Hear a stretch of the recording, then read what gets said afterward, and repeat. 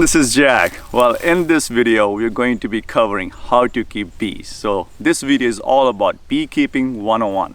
We're going to be covering all the tools that you need, how to use the tools, and how to go through the hive as well. So my good friend Josh, he's here and he's the one who helped me keep these bees. So if it wasn't for him, I wouldn't have bees this year. So he helped me catch a bee swarm. He put a swarm box out here and the bees came in and they populated the swarm box. So that's how we got the first hive, and I have a video about that. And then we caught 2 more hives. We had a neighbor who had abandoned beehives in his farm. Somebody had kept bees there and they just took off. They never showed up for years. So he asked me if I could make use of them. So we got there, cleaned it all up, and I got 2 more hives from there, and Josh's friend got 2 hives as well. So now I have 3 hives. So let's go through everything you need to get started on keeping bees, and let me introduce to Josh as well. Hey Josh, so you're starting up the smoker? Yeah, just getting it started. You can go through your hives that way. Probably one of the most important tools that you have is just smoke, and that's really you smoke yourself, keep your scent down, and also it keeps the bees happier if you know, and calmer, because it's going to send a signal to them to, hey, fire, let's eat honey, and they're just fat and happy as soon as they gorge themselves on their honey, and then they don't bother anybody that way. And everyone, this is Josh. He's been keeping bees for quite a few years, and he is all about growing natural food as well. So him and I, you know, we meet up quite often. We talk about, you know, permaculture. We talk about growing organic food. So I'm also going to build a permaculture forest on the side of our farm as well. So that'll be coming soon next year. So talking about how to get started with keeping bees, Josh, let's cover everything that we need, all the tools that we need. So you got your smoker started, so I'll get my smoker started too, and I will show you how to start up a smoker as well. So let's cover all the tools that we need to get started. Well, the tools are pretty basic. You don't need a whole lot. I guess we'll go with the most important one first is get a suit. Okay. Especially if you're not comfortable around bees, you want to make yourself as comfortable as possible, so you're not a nervous wreck trying to open up a hive. Wear gloves, wear a suit, and just start with that. Start with something basic. Suit that I have, it's an overall, basically covers my whole body, and I have gloves as well. You know, they'll go on my hands. And Josh here has just the top, and he just wears pants underneath. You know, he likes to be comfortable. I'm more scared. I don't want to get a lot of stings on myself, but once I get more comfortable, I'm very calm with the bees. The more calm that you stay, the better it is, because the bees can sense your nervousness or if you're making hasty moves. So you want to be very calm, very gentle, and smooth. So Josh, talk about your suit. What you got? So I started out with a suit like this, and one of the things I hated about it was when you're sitting down and in your car, it's very difficult to get the hood off or on. Yeah. The great thing about this is that if I'm sitting down or whatever, it's really easy to get on and off. It's not so much of a sweat box as this thing, because this thing really makes you sweat when you're out in the sun. It's also more of a canvas material, a little bit thicker, but so far I like the suit. It breathes well. Haven't had too many issues, haven't had many problems with it at all. Yeah, sometimes I have to like fiddle around with this, make sure I get the zippers, because it's kind of hard to. And technically he should wear a baseball cap with his hat, because when he leans over, sometimes his nose will be exposed, which is why I like also a nice wide brim. Keeps me out of the sun, keeps the mesh from going up against your face, and it just overall I like a wide brim much better than what I had before. All right, so I got my zippers up here, and then this thing goes over to seal it in, so none of the bees get in there, because if the bees get in there, well, guess what? You're in trouble. So Josh told me one thing: if you're hot, you're sweating, the sweat always travels down. What if you feel something going up? That's not sweat, right? Yeah, right, Josh? That's right. It's not sweat if it's traveling up your back. That's a bee. That's a bee. All right. Okay, let's open up a beehive and go through it and see what's going on and how to take care of bees as well. So let's open this up. Smoker, and for the smoker we need burlap to create the smoke. So here's some burlap. We cut the piece up and we put it in there, light it on fire. That's what creates the smoke. And what are the hive tools that you use, Josh? So this is just a straight up. That's one of the hive tools here. This is a J tool here. Okay. They're both very, very basic. I prefer the J tool. However, these are also very good for both for scraping wax and for prying frames out. All right. So prying frames out with this one, and this J tool actually goes on the side of the frame too, and you can pick it up pretty easily too. Oh yeah, that works so real that's well. why it comes in very handy. And this is a tool that you can use to pick up the frames as well. It grabs the frames. You can just pick it up like this with this tool. So this comes in pretty handy too. And then we have a brush. Now this brush is used to just sweep the bees away, just to keep the bees away from, you know, the frame that you're working on. So Josh, does it really work? It likes to make bees angry. It depends on your bees, I guess. I've used it both for honey harvesting before, but for the most part, this is one of those tools you don't really need, because there's better methods for getting bees off a frame rather than brushing them into the air and getting them all mad at you. All right. And then you can use a lighter or a torch like this one. Josh usually likes to use a heavy-duty torch. I have a lighter that I use, so both of these work fine to light a fire. Now, Josh, so let's get our smoker going, and let's see how we can you know, create smoke in this smoker. We want to put the burlap in there first. Usually I light the bottom, fire travels up. If you light the top of your smoker, well then you're going to end up with just the top smoking, the bottom not burning. Oh, I see. And a lot of times it'll just come out. Okay, so you're going to light the bottom here first and then put it in? Yeah, we try to get like a frayed ragged edge down at the bottom, and we'll just light it and then drop it in and then just start smoking until we see some flames come out. And we should be good to cover it up and it'll go. All right. There, see the flames now? Yeah. There, you're good. Oh, okay. So when you get your smoker going, just make sure it's all smoke and it's not shooting out flames, because once the fire gets really hot in there, it will start shooting out flames as well. So pump the air very gently in there and make sure it's all smoke, because you don't want to torch your bees. So one of the things you want to notice about smokers is smoker size. Jag's got one a little bit smaller, but this is probably a perfect size for 2-3 beehives. They have smaller ones. You don't want to get them. I ended up buying one of the smaller ones when I first started. Nowadays I use something like this, Man Lake, very well made, and it provides a lot of smoke, and it'll keep going for, you know, the hives that I have. And I've got about 7 at this point, so this one works pretty good too though. So what I've got here on this hive is a waterer. This is basically chicken water. I fill it with water, and then I put some stones in here so that bees don't drown in it. So bees drink water out of this, and then I have something to provide sugar water to the bees when there are not enough flowers out here. We give them a little bit of sugar water so that they have enough energy to forage and scout the areas too. So that works out well for the bees too. It makes the bees colony go on for much longer during the summer to forage and find food. If they are short on food, the bee colonies can experience colony collapse as well. So what Jack's got here is an entrance feeder, and usually you fill it with a 1-to-1 ratio, but you can also do different ratios with your sugar and your syrup that you feed them depending on what you want your bees to do. So there's one part sugar and 1 part water. Yeah, a cup of sugar to a cup of water. Okay. Or a gallon of sugar to a gallon of water. That's what I usually feed them. And that really depends on if there's a dearth. If there is no pollen, no nectar, nothing flowing, then you got to watch your bees a little bit more, and we'll take a look and see how much honey they have, whether or not we still need to use this today. So I got a couple of rocks here too, because I don't want the lid to fly away in the wind, because we got pretty strong gusts of wind here in south area of Sacramento, because we are facing the delta. So remove that first.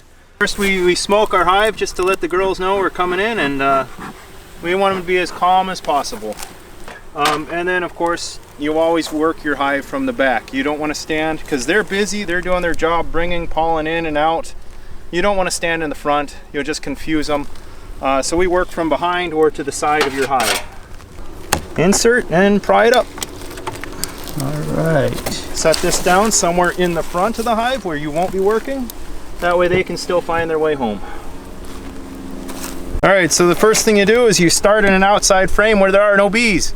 Because you don't want to roll your queen. If you've ever taken Play-Doh between your hands and made a snake, that is not good to do to your queen. You could kill her.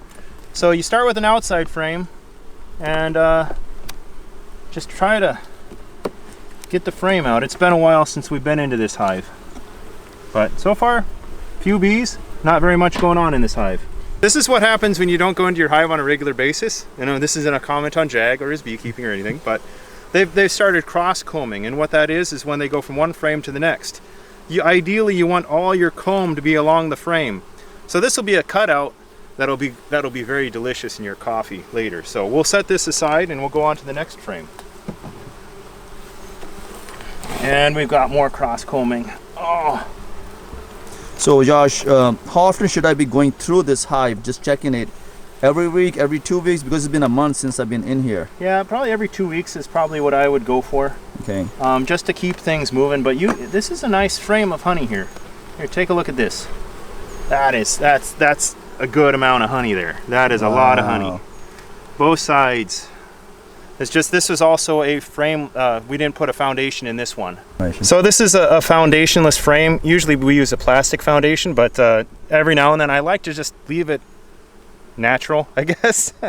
And you can make a commentary on it however you see fit, but so this is all natural. This is all they've done. So if we don't create a foundation, the bees will create their own foundation. They're really good at doing that, huh? Yeah, they'll build their own, and that's just fine. All right. So you're setting the set the first frame aside, then each frame you're taking out, you're just moving it one over. Just sliding it over and taking a look. Okay. Yep. Let's see what we got on this next one. That is a lot more honey there again. All right. As you can see, the cross combing that we ripped open on them, they're going to collect all that honey and take it back and put it back in again. Okay. And that's more honey. This is what it looks like when they build on the foundation. So they build out their honeycomb on it exactly according to the pattern, and then on the back side we've got some capped brood right there in the center. Nice. And the bees will always build in the center, you know, where it's warmest for their brood, keep it at a certain temperature. We've also got, if you see this big little guy right here, this is a drone.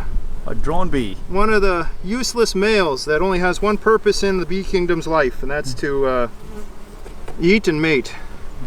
So that's a good indication of a healthy hive, is when you have lots of drones, because that's a luxury there, I guess you could say. So Josh, how often does the queen mate, and how long can she go on laying eggs after mating? Once in her life, on her maiden flight. Oh, okay. And she will mate multiple times on that maiden flight, and each time that happens, another male bee dies. Oh. So after she mates, basically she doesn't need the drone bees. So the drone bees are in there just as an insurance, right? Just in case the queen dies. To pass on the genetics and for future bees. It's also it's good. Yeah. They're good. Like I said, they're a luxury. All right. And the queen determines whether or not it's a drone. There's another drone there. Yeah. So she determines whether an egg or a cell is a drone or not? Well, yeah, the queen can lay either a drone or a female. If, however, your queen dies and it's left to another bee, an unmated bee, all they can lay are drones. So they're not going to have anything fertilized. Okay. But if the queen is missing, the bees will feed royal jelly to one of the cells and create a new queen, right? Only if there is uncapped brood. Uncapped. And there is an egg in there. So yeah. I see. So this is all more honey. You're doing very good in this hive. All right. Looks like they're doing very well. And that's when the drone will be needed to mate with the new queen if the queen went missing, to carry on the genetics. And these last few frames, they don't have anything in them. So there's they're building out wax. That's about it. Wax, and there's a little bit of honey in there. So this is actually a top hive as well. We have 2 stories of this hive. Last time we opened it, the top one didn't have anything, but now the top one is half full. So that's really good indication that these bees are actually been working pretty hard, and they're collecting nectar, they're collecting honey. I've been feeding them a little bit too, but not too much. I don't want the bees to get lazy. So we have a lot of sunflowers, squash, tomatoes, lots of stuff growing. So they have a lot of nectar to collect from the flowers, and also pollinate the flowers in the process as well. So this is the very first frame you pulled out, Josh, right? So you slid everything back and put the first frame where it belonged. Yep. Yeah, that's about it. You want to keep them in the same order. However, when there's cross-combing going on, sometimes you want to shift things around. But for the brood, you definitely want to keep the brood in the same order. This is all honey up here with just a little bit of brood in that top half there. Right now we're taking the top hive off and we're gonna set it aside and we're gonna inspect the bottom hive.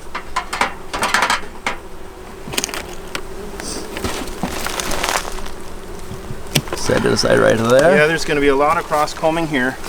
It's been a long time since we've been in this one, and I don't even know if it might not be such a good idea to get into it when it's like this. Oh, okay. So let's take a look. Call. We'll see how easy it is to get out and go from there. Watch out, girls. Come on now. Watch out. You don't need to have any deaths here. So this is some of your first honey that they harvested. Oh wow. I'm just going to set that here temporarily, like. And we'll work our way across. Same thing we did last time. And I'm standing on the side because I don't want to be standing in the entrance. That's one of the tips. Do not stand in front of the entrance and block your way. So they're not as happy when you go into their brood as when you're in their honey. So Josh is smoking them a little bit more because they are buzzing a little bit more and they're being more active. Yeah, they let you know when they're angry. They'll bump into you. But they're not lethal. They're not dangerous. Okay, there's a lot more brood here. All of it capped. A lot of brood. And you see the brood pattern? Yeah. So it looks like it's a pretty good pattern. It could be a little bit more full, but that's probably because they're just emerging now too. Okay.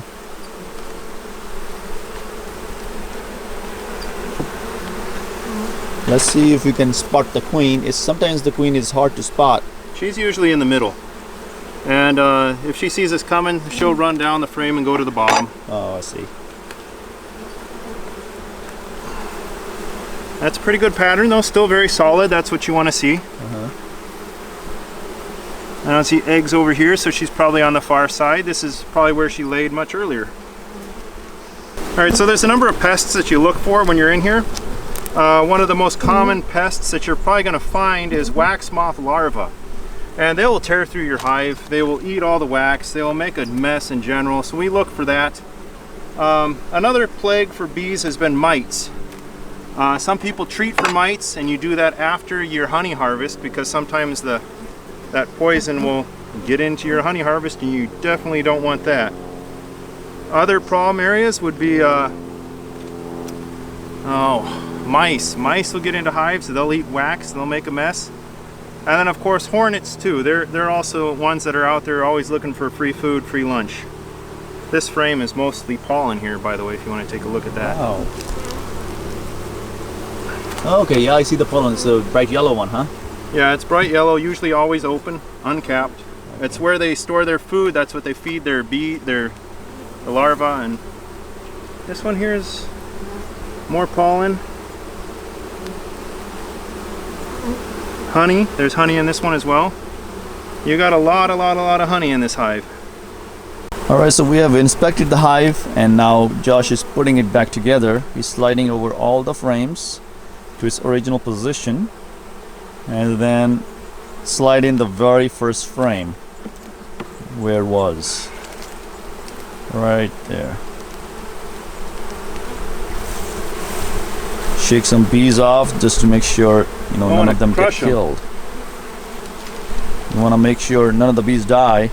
But sometimes what happens is when bees die, some bees accidentally get squished, and then they release a pheromone that alerts the other bees. Is that right, Josh?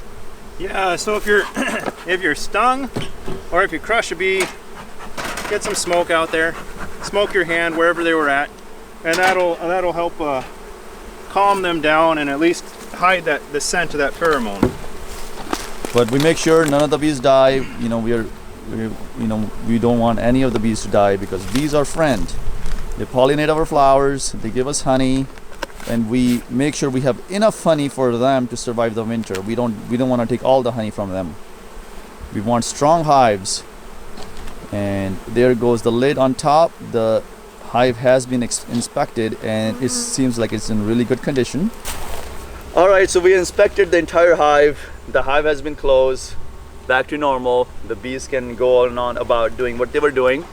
And another thing, Josh, we put a piece of 2x4 down there and we did that to reduce the entrance size. Why was that? That's just an entrance reducer. When a hive is smaller, weaker, it's a lot more to defend their hive. So you narrow it down, they have less of an entrance to protect, and basically it's better overall for them.